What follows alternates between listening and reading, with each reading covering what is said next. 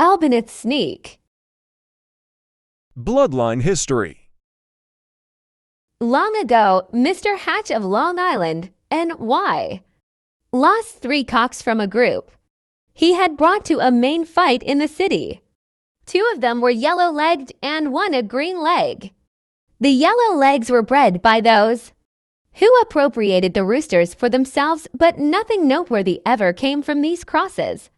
On the other hand, a certain Army fox of Utica, NY, got the green leg. This fowl was a large, straight-comb, broad-backed, dark red, with green legs.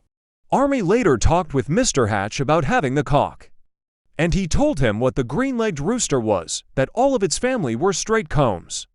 Army said he would send and get the stolen rooster back to Mr. Hatch, but Army's friend claimed the cock had died, and that the green-legged cock wasn't his type of fighter anyway.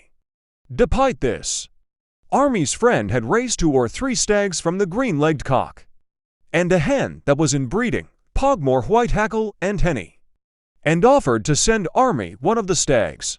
When the Albany arrived, he was a beautiful, long-feathered, large stag, black and red in color. The Albany progenitor was bred to the slayed roundhead hens, and a dozen or so stags were produced. About half of them looked like hennies, and while aggressively game, they were also better than the hennies. Tom Foley of Troy, NY, had a strain of extras good ginger-colored fowl. An Army fox sent for him and asked for a good cock to breed. Just about this time, Foley crossed one of his gingers, a Spangle, and the only one out of 50 or so to come that color, to fight in the main. He was a big cock and didn't fall in, and this rooster was sent on to Army fox for a brood cock.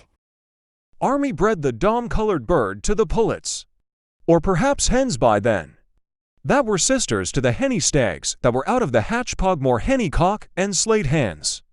A friend of Army called Mr. X took the pullets or hens Army had, that were bred from the Foley ginger cock and hens that were 1/2 slayed roundhead, and the Hatch Pogmore henny he got from the Hardy brothers of Niagara Falls, one of their mahogany cocks known as the Sneak, due to a habit he had of ducking under his airborne charging opponent, and bred them together. This mating produced a line known as the Straight Albanys, cocks of uniform conformation and having deep game as well, but at that point still not good enough to compete with the top-notch fighters of the period, such as the Winningdams of the South, by breeding a pine Spangle to the Albany hens. This match created the renowned Straight Albany strain that was invincible for the next 5 or 6 years. When Army died, a Claret cock was bred to the same Albany hens and other Clarets down to Mr. X's Casey's, which further improved the fighting Albany gamefowl to a class that kept them as broodstock staples of most gamefowl breeders. From the Bradford fowl, the Laws, the Clippers, the Cox fowl, and even the Kiefer, as well as some modern gamefowl, all contain the winning Albany blood, despite the multiple crosses with different gamefowl strains.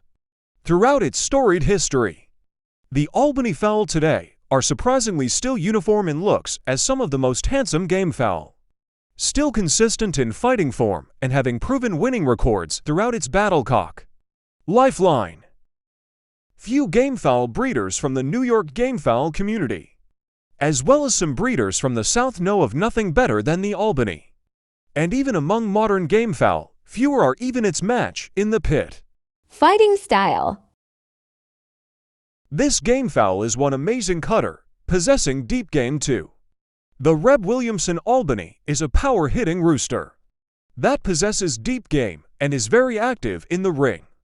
The straight comb Albany is said to be the smarter fighter, because it waits for its opponent to make the first move before it reacts, either evading by ducking under the airborne charge, or making a counterattack before the enemy rooster can connect. Thank you for watching. Please like, share, and subscribe to my YouTube channel. Click the notification bell to be updated on my new video.